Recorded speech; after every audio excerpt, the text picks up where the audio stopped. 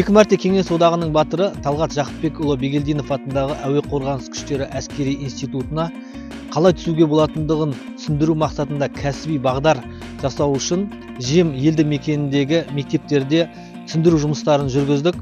Сонымен қатар осы жерде орналасқан әскери бөлімдегі мерзімді қызметтегі әскери қызметшілерге де жұмыстар жүргіздік.